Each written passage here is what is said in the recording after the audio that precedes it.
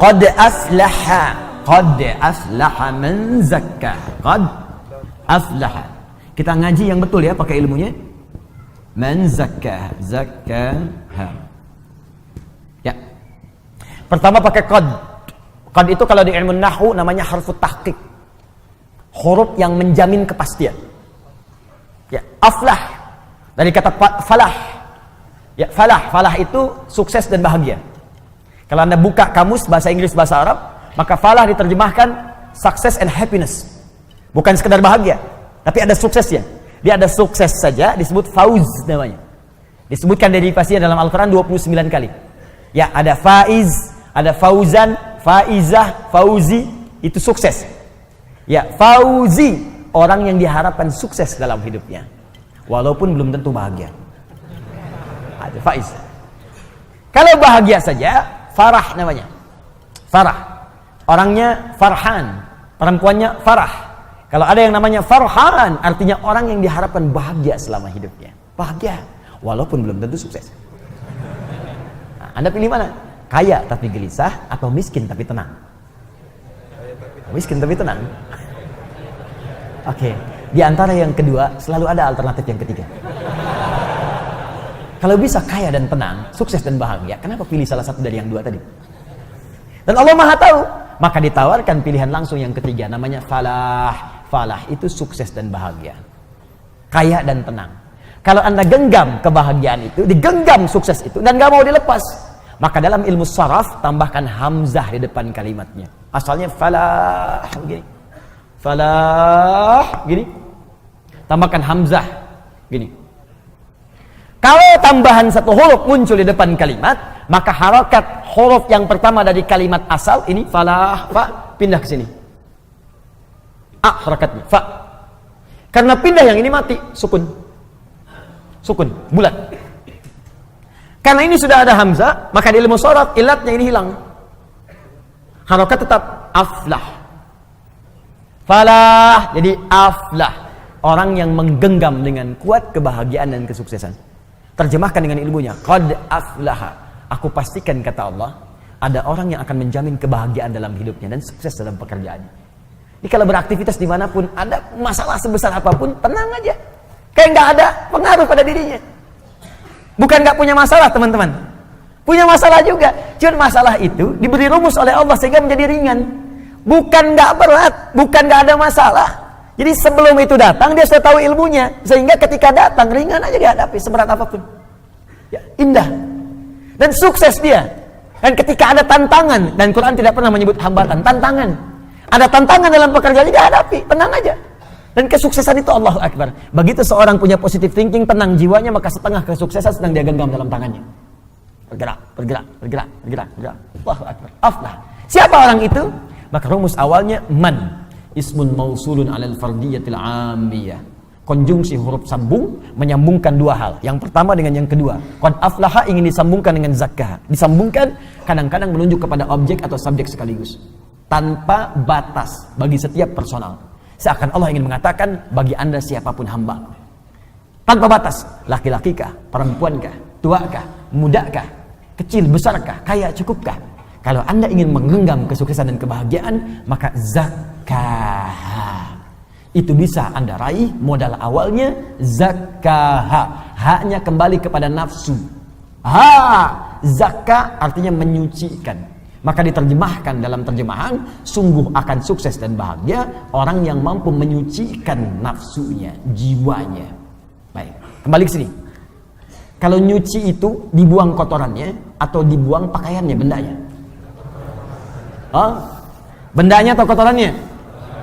Papa mau nyuci dulu nih, cek, picun ke Citarum. Bukan bendanya, pasti kotorannya kan? Baik, sekarang saya tanya, ada nggak seseorang mencuci pakaian kalau pakaiannya nggak kotor? Mustahil. Nggak ada, mustahil Joni, ada orang nyuci tapi nggak kotor, mustahil. Nyuci itu dilakukan kalau bendanya kotor. Gelas kotor, cuci. Baju kotor, cuci.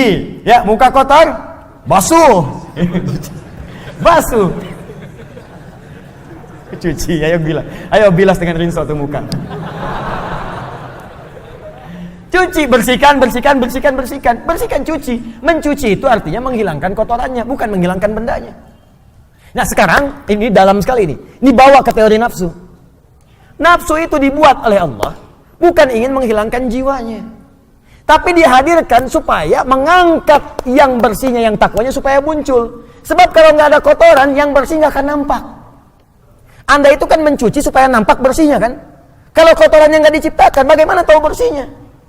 Di mencuci itu bukan menghilangkan bendanya, supaya Anda paham ada bersihnya. Dibuatlah kotor. Kotor itu dibuat bukan ingin menjadikan benda kotor, tapi supaya Anda mendapatkan kebersihan darinya. Begitu cara memahaminya. Maka kata Allah, saya ciptakan nafsu ini bukan ingin membuat kalian itu menjadi banyak masalah. Bukan ingin menjadikan kalian buruk, tapi sifat di nafsu itu saya buat sebagai katalis supaya yang takwanya muncul. Sebab kalau nggak ada lawannya di nafsu, yang takwa nggak akan muncul. Bagaimana ketahuan sabar kalau nggak ada marah? Nggak ada hujan, nggak ada angin, nggak ada geledek, nggak ada petir, tiba-tiba marah aja. Gara-gara maneh yuk. Mustahil ada begitu, pasti ada pemicunya dulu. Ya, kalau Anda ingin mengangkat jujur, mesti ada bohong. Maka bohong diciptakan bukan untuk menjadikan manusia pembohong, tapi supaya jujurnya nampak. Sebab kalau nggak ada sifat bohong, jujur nggak akan kelihatan. Kalau nggak ada sifat ria, yang tawadu nggak akan nampak. Kalau nggak ada sombong, sifat rendah hati nggak akan nampak. Makanya diciptakan sombong, bukan ini menjadikan manusia sombong, bukan. Makanya ketika Qarun sombong, oleh Allah dicela. Buka Quran surah 28 ayat 76 sampai 77 itu. Inna Qaruna kana min qaumi Musa fabagha alaihim. Qarun itu termasuk kaumnya Musa, sombongnya luar biasa. Bagha, sombong dengan harta. Togha, sombong dengan kedudukan. Ingat, indah bahasa Arab tuh. Togha, sombong dengan kedudukan. Makanya Fir'aun ketika disebut sombong, kalimatnya pakai togha. Idhab ila fir'auna innahu togha. Tapi Qarun, bagha. Inna Qaruna kana min qaumi Musa fabagha alaihim. Bagha dengan harta. Kalau tidak disebutkan siapa orangnya langsung, kapan kejadiannya, ini menunjukkan kejadian tersebut akan terjadi lagi di masa depan dengan tokoh yang berbeda. Fir'aun bukan nama asli, tapi gelar yang melekat kepada Raja Mesir. Faraoh, bahasa Arabnya Fir'aun. Ini menunjukkan ada potensi kesombongan jika melekat pada kedudukan. Maka hati-hati. Ada ilmunya, kelola itu supaya tidak sombong. Kalau Anda sombong, kata Allah, telat. Sudah ada Fir'aun sebelumnya. Harta juga begitu, ada potensi kesombongan jika melekat pada harta. Contohnya Qarun. Qarun sombong, hartanya banyak. Disebutkan di Al-Quran, wa inna mafatihahu latanu bil usba. Sungguh kunci-kunci berangkasnya saja kalau dipikul oleh bodyguardnya beratnya luar biasa. Bodyguard kemana-mana, bukan ngawal orangnya, bawa kunci berangkas, bukan buat pamer doang. Mana-mana, 8 orang, 10 orang mangkat begini. Pikulnya berat, cuman kunci berangkasnya aja. Saya sering tanya ya pada beberapa kawan, Anda kalau punya berangkas satu tuh, kuncinya di-upload, tuh dipublikasikan atau disembunyikan? Disembunyikan tuh. Oh, kalau di-upload dipublikasikan, Anda celaka sendiri. Kunci berangkas saya, besok udah selesai. Qarun tidak, saking banyak hartanya, bukan cuma di-upload, dibawa kemana-mana. Nih kuncinya nih, mau nyuri-nyuri aja, nih ada bodyguard berat bawa kuncinya. Qarun, hartanya sekarang masih dicari. Mau kemana Pak? Saya sempat tanya. Ke laut Pak, ngapain? Cari harta karun. Harta karun masih dicari. Sombong dengan harta, bagha, ditegur oleh Allah. Apa jawaban Allah? Wabtaghi fima ataqallahu daral akhirah wa la tansa nasibaka minad dunya. Hai Qarun, saya titipkan harta ini bukan untuk sombong. Kelola itu.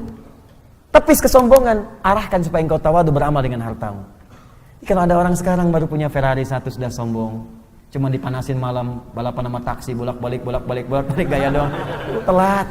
Kalau ada yang begitu datang bawa Ferrari cuma buat sombong, bilang, Pak, telat.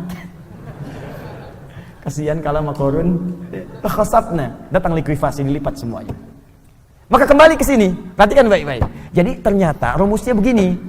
Rumusnya paling cepat seperti nyuci tadi. Diciptakan, dibuat yang kotor ini bukan menjadikan diri kita penuh dengan masalah dan supaya berulah, tidak, tapi supaya menjadi katalis supaya yang baiknya muncul. Ini poinnya. Sebab kalau nggak ada yang ini nggak akan muncul. Dan cara menyikapinya sederhana. Begitu muncul di hadapan kita sifat yang jelek, maka cepat cari lawannya yang baik. Cuci itu artinya datangkan yang bersihnya, yang kotornya tutup. Jadi kalau ada teman Anda misalnya marah-marah pada Anda, apa lawan marah? Sabar. Maka ketika dia marah, kita sabar. Itu yang dimaksud dalam ayat Al-Quran, idfa' billati hiya ahsan. Jawab. setiap keburukan yang sampai ke kita dengan responnya lebih baik. Cara melihatnya supaya kita nggak capek, cara melihatnya kembalikan ke sini. Oh, marah dititipkan pada kawan saya sekarang bukan untuk menjadikan dia pemarah, tapi supaya Allah mengangkat kesabaran pada diri saya. Bukankah Allah mengatakan innallaha ma'as sabirin? Sungguh Allah bersama orang sabar. Bukankah kalimat pertama dalam Al-Quran bagi para penghuni surga dari malaikat adalah kalimat sabar? Quran surah ke-13 ayat 23 sampai 24. Salamun alaikum bima sabartum. Selamat Anda telah sabar saat di dunia. Namanya sobirin. Dicela oleh kawan, marah-marah. Marah diciptakan bukan ingin membuat dia marah, tapi supaya sabar saya terangkat. Mungkin itu cara Allah mengabulkan doa Anda. Bukankah selama ini Anda berdoa kepada Allah, ya Allah jadikan aku dekat denganmu, ya Allah masukkan aku ke surga. Kalimat pembuka surga, sabar. Sabar lawannya marah. Begitu orang marah, sebetulnya Allah ingin menanamkan pahala dan menjawab doa Anda saat sebelumnya Anda meminta. Jadi kalau ibu di rumah bu, suami pulang tiba-tiba marah, berbahagialah ibu. Karena marah diciptakan bukan ingin membuat suami jadi pemarah, tapi supaya mengangkat kesabaran dalam diri ibu.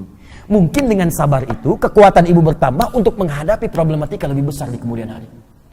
Jadi kalau di hari itu ibu belum lulus, bagaimana menghadapi tantangan lebih besar di kemudian hari? Ada masalah di depan yang lebih dahsyat lagi, perlu kekuatan lebih. Kalau pada yang ini aja Anda gagal tidak bisa melewatinya, bagaimana bisa mengatasi persoalan yang lebih besar di kemudian hari? Itu prinsipnya. Ya begitu ada suami datang marah-marah, Masya Allah, Alhamdulillah, sabar. Kamu senyum lagi, kenapa? Sabar. Alhamdulillah Pak, saya yakin, Mama yakin, Papa itu bukan pemarah. Emang? Iya. Maafkan ya Pak, kalau memang marah itu dari Mama yang salah. Semoga Allah muliakan kita, mengangkat kesabaran kita semua. Indah, selesai.